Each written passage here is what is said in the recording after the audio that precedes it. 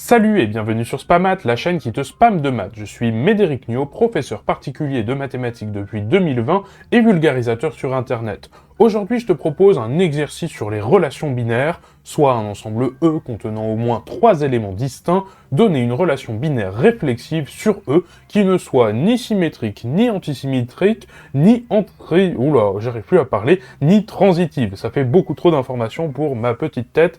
Bon, déjà, on regarde tout ça, ni symétrique, ni antisymétrique. Déjà, est-ce que c'est possible?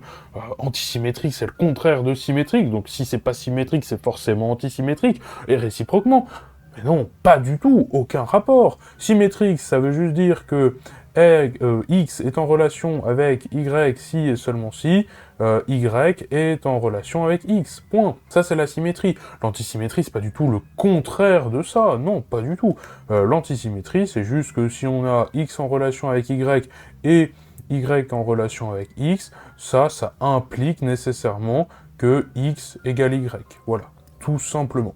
Attention, c'est pas forcément une équivalence, hein, justement, parce que si on a une équivalence, alors la relation est réflexive, d'accord? Or, nous, on veut justement une relation qui est réflexive, mais qui n'est ni l'un ni l'autre, ni même transitive d'ailleurs. Hein. La transitivité, pour rappel, c'est X, RY et YRZ. Tout ceci implique le fait d'avoir X, RZ. Ça, c'est la transitivité. Donc ça, on n'en veut pas, d'ailleurs, hein, je vais le mettre en rouge, hein, je vais choisir une couleur, hop, voilà, ça, on n'en veut pas. En revanche, nous, ce qu'on veut, c'est la réflexivité, à savoir que pour tout X, X est en relation avec X. Voilà ce qu'on veut. Notre ensemble E, il contient au moins 3 éléments distincts, ça, c'est pas anodin, d'accord? On va d'ailleurs l'écrire, on va écrire que E, c'est l'ensemble qui contient, allez, on va dire 3 éléments distincts, donc A, B et C, donc A, B et C sont supposés distincts, et puis éventuellement d'autres éléments en nombre fini, infini, on ne sait pas, même peut-être 0, hein, il n'y a peut-être aucun autre élément, mais en tout cas, il y a A, B et C qui sont distincts. Voilà, on a au moins ça. Bon, comment raisonner là-dessus? Là, c'est vraiment très flou, hein. Il faut déterminer une relation, comment on fait, comment on construit, on raisonne comment. Là, a priori, franchement, je sais pas. Hein. Là, moi, quand je vois ça, au début, je suis paumé, je suis perdu, je me dis, je ne sais pas faire, à moins de tester des trucs et par chance tomber sur une relation. Ah, j'ai pas fait exprès, pardon, désolé, j'ai pas fait exprès, je suis tombé sur une relation qui vérifiait notre énoncé. Bon, a priori, je sais pas. Donc là, il faut réfléchir un peu autrement. Il faut essayer de décortiquer, partir peut-être sur les définitions. Qu'est-ce qu'une relation? Bon, tout ce qui est propriété, symétrie, antisymétrie, transitive, on a tout mis, on a tout écrit. Mais qu'est-ce qu'une relation, en fait? C'est quoi ce R? Comment on construit ce R? C'est déjà ça qui est important. Ce R, tout simplement, ça tu le sais normalement, c'est un ensemble de couples. Une relation peut être vue comme un ensemble de couples. Alors, bah oui, X, X, R, Y, ça, plutôt que de l'écrire comme ça, je pourrais très bien l'écrire simplement juste X, Y, le couple X, Y appartient à ma relation R. Ça, c'est la façon rigoureuse, en fait, de l'écrire. X, R, Y, c'est juste un abus de notation, en réalité. Donc R est un ensemble de couples. C'est intéressant, ça. Parce que, qu'est-ce que ça veut dire, finalement, que ma relation est donc réflexive? Ça veut dire que X est toujours en relation avec lui-même, et donc que tous les couples X appartiennent à R. Ah mais c'est déjà intéressant ça. On a déjà une chose importante qui doit être vérifiée sur R. C'est que pour tout X dans E, on doit avoir XX, le couple XX, qui appartient à R.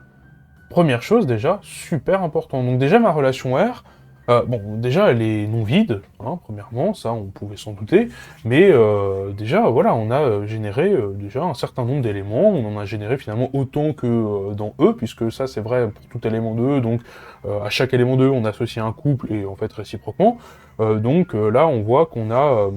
si le cardinal de E c'est n, si on a n éléments, bah là on a déjà au moins n éléments dans notre relation, dans notre ensemble de couples. Ok, ça c'est déjà une propriété qui doit être vérifiée, hein. Ça c'est très important, on doit avoir ceci pour être réflexif. Alors attention, il ne faut pas être symétrique. Là pour l'instant, bah c'est symétrique parce que si j'ai effectivement, pour l'instant, on n'a que les couples XX, donc le fait d'avoir le couple XX est équivalent au fait d'avoir le couple, hop, j'inverse X et X, bah, ça reste XX. Donc XX est toujours dans la relation, donc c'est symétrique pour l'instant. Pour l'instant, c'est quoi d'ailleurs la relation qu'on vient de générer pour l'instant? Pour l'instant, c'est la relation simplement d'égalité. D'accord? C'est-à-dire que les seuls éléments qui sont en relation, ce sont les éléments avec eux-mêmes, d'accord? Et ça, c'est bien l'égalité, c'est bien la relation x égale x, hein. C'est bien ce truc-là qu'on vient de générer pour l'instant. Faut supprimer des propriétés. L'égalité, c'est un truc beaucoup trop fort, avec beaucoup trop de propriétés, faut en supprimer.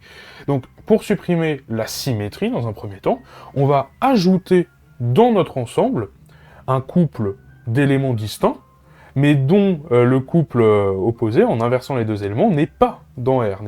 Les deux éléments ne sont pas en relation si on les met dans l'autre sens. Pour ça, je vais prendre A et B, qui sont deux éléments distincts. Je prends A, B, qui appartient à R, et je précise, on n'est pas obligé, parce que là, on est en train de construire notre relation, donc si on la construit en partant de l'ensemble vide et en mettant des trucs dedans, je suis pas obligé de le préciser, mais pourquoi pas le faire, finalement? B de A, enfin BA, le couple BA, n'appartient pas à R. Très important, ça. Hein. Et là, ça y est, on a cassé, on a détruit la symétrie. On n'a plus, ici, une relation symétrique. On le voit direct, puisqu'on a effectivement AB qui est dans R, A est en relation avec B, mais pourtant, B n'est pas en relation avec A. Ok. Alors, c'est pas suffisant, parce que, au niveau de l'antisymétrie, on n'a rien cassé du tout, hein, pour l'instant. Parce que pour l'instant, on a bien tous les cas où x est en relation avec x et le contraire aussi, et donc on a x égale x, ça c'est vrai. Et puis on n'a aucun cas où la prémisse est pas trivialement vraie ni trivialement fausse. Hein. C'est-à-dire que là, on a un cas où on a juste le couple AB, mais pas le couple BA. Donc finalement, la prémisse ici est fausse pour le couple AB ou pour le couple BA. Donc c'est pas intéressant si la prémisse est fausse, en fait l'implication est vraie.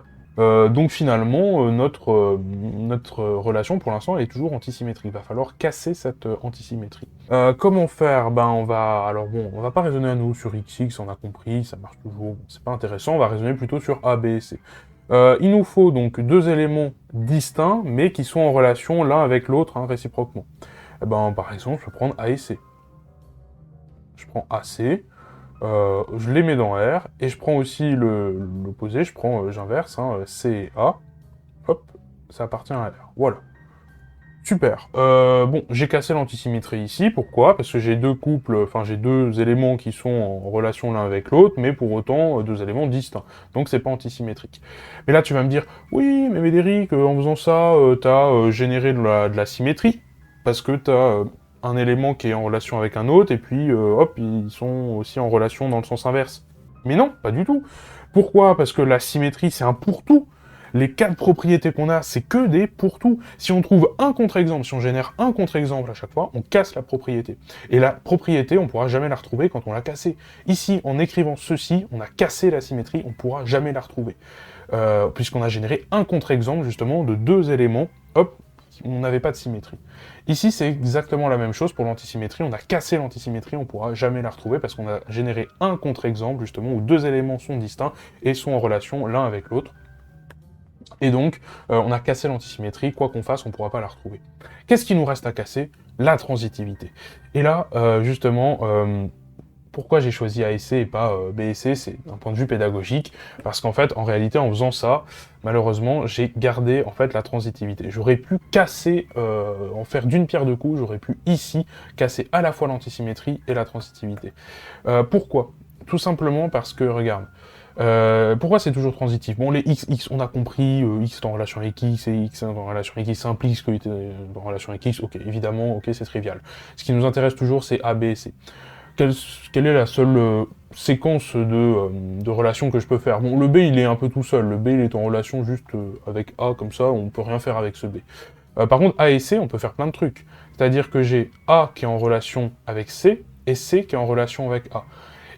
Et j'ai A qui est en relation avec A, d'après ce couple, justement, XX. Pour l'instant, c'est transitif, parce que finalement, la seule séquence de relations que je puisse faire, qui est vraiment intéressante, en tout cas avec une prémisse ici qui n'est pas trivialement fausse, c'est justement la séquence ACA, d'accord, où X égale A, Y égale C, et Z égale A. Et puis j'ai bien, effectivement, A en relation avec A, avec le couple XX, avec la transitivité, avec la réflexivité, pardon. Donc ça va pas. En faisant ça, j'ai pas cassé malheureusement la transitivité. Alors, je pourrais être tenté, par exemple, d'écrire un truc très simple. Je vais rajouter, par exemple, BC à l'intérieur, peut-être, ça va marcher. A, bah non, puisque A, B, BC, c'est encore pire, en fait. Je casse rien du tout en faisant ça. Non, non, non, bah, du coup, on évite. Je fais quoi? Je fais le couple, peut-être, C, B. Est-ce que ça génère un contre-exemple, ça? Qu'est-ce que je peux faire? Bah, C est en relation avec B, B en relation avec qui? Bah, pour l'instant, que avec B, que avec lui-même. Bon, je peux pas faire grand-chose. Vis-à-vis de C, j'ai A en relation avec C, C avec B. Est-ce que j'ai A en relation avec B? Ah oui, ah bah zut, merde, zut, bah c'est pas du tout un contre-exemple, hein, donc ça marche pas non plus. Qu'est-ce qui me reste à tester? Bah j'ai tout testé, là, a priori, hein, donc oula, bah je peux pas faire grand-chose. Et oui, parce qu'en fait, j'aurais pu vraiment faire d'une pierre deux coups ici et ne pas prendre A et C. En fait, j'aurais dû prendre B et C. Si je prends B et C, qu'est-ce qui se passe? Bah, est-ce que j'ai quoi comme suite de relations? J'ai A en relation avec B, B en relation avec C. Donc, si j'écris ici, hein, donc A, B, et B et C. Que nous dit la transitivité? Si c'était transitif, j'aurais aussi A en relation avec C. Est-ce que j'ai A en relation avec C ici? Non. J'ai pas A en relation avec C. C'est écrit nulle part. Vu qu'on est en train de générer notre relation étape par étape, j'ai nulle part A en relation avec C ici, donc c'est bon. C'est pas transitif, on a trouvé un contre-exemple qui prouve que ce n'était pas transitif. Et donc c'est terminé. On vérifie, hein, on fait un petit, voilà, on fait un petit résumé de ce qu'on vient de faire. Est-ce que notre relation est réflexive? Oui, car pour n'importe quel x, j'ai x en relation avec x. Ce truc-là ne génère pas de contre-exemple à la réflexivité puisque B et A sont distincts, donc pas de problème. Est-ce que c'est symétrique? Non, car on a un contre-exemple où justement j'ai A et B et A, donc A, B sont en relation et B, A ne sont pas en relation, donc c'est bon. C'est pas antisymétrique grâce à ça, car j'ai B et C distincts, et pourtant j'ai B en relation avec C et C en relation avec B. Et ce n'est pas transitif pour la même raison, pour le même exemple, pour le même contre-exemple, et à l'aide de lui quand même, qui est intéressant aussi, puisque j'ai A en relation avec B, B en relation avec C, pourtant je n'ai nulle part écrit que A était en relation avec C, tout simplement parce que je ne l'ai pas généré, et donc ce n'est pas non plus transitif. Et donc ça y est, on vient de générer ici une relation qui était réflexive sur E, mais qui n'est ni symétrique, ni antisymétrique, ni transitive. Et ça, on peut le faire à condition que E possède au moins 3 éléments distincts. Si E possédait moins de 3 éléments distincts, ce n'était pas possible. Voilà, on a terminé de corriger cet exercice, c'était un peu original honnêtement, on n'a pas trop l'habitude de voir ça. J'espère que ça t'a plu, si c'est le cas n'hésite pas à me le faire savoir, un petit like, un commentaire, un abonnement. N'oublie pas, je suis avant tout prof particulier de mathématiques, donc n'hésite pas si tu as besoin d'un accompagnement personnalisé à découvrir mes offres de cours particuliers, cours collectifs, stages intensifs et formations sur mon site internet medematic.fr, dont le lien est dans la description et en commentaire épinglé. Et puis si tu n'as pas tout compris à ce qu'on a fait aujourd'hui, c'est normal, on est allé un peu vite, donc n'hésite pas à poser des questions dans l'espace commentaire, c'est là pour ça et j'essaierai d'y répondre. Merci et on se retrouve dans la prochaine correction d'exercice. À la prochaine. Salut!